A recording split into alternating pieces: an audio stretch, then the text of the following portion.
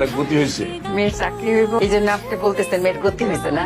শোনো, ওই যে ছেলেটা বিদেশিকে বিয়ে করতে চাইছিল, ও রাজি হয়েছে। আপনি বিয়েতে রাজি? জি। কিন্তু এবার রাজি হলেন যে? রাজি হবো না কেন? কারণ আমি বিসিএস ক্যাডার। রাইট।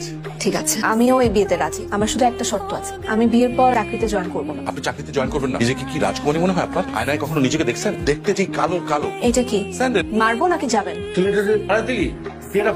তোর মতো কালো মেয়েরে ওই ছেলেটা যে বিয়ে করতে চাইছিল, এটা তো তোর সৌভাগ্য। আমি জানি আমি কালো বাবা, এত আমার একটু সাজগোজ করাটা অপরাধ। আমি একটু সুন্দর করে সেজে বের হলে পাশের বাসার আন্টি কি বলে জানো, কালো কাক নাকি কখনো সাদা বক হতে পারবে না। কিন্তু ওরা তো বাইরের মানুষ, তুই তো আমার বাবা।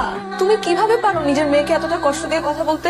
আচ্ছা বলো তো বাবা, একটা কালো মানুষের গায়ে থেকে কি পচা গন্ধ বের হয় যে তোমরা সভ্য সমাজের মানুষেরা এভাবে করে নাক সিটকাও?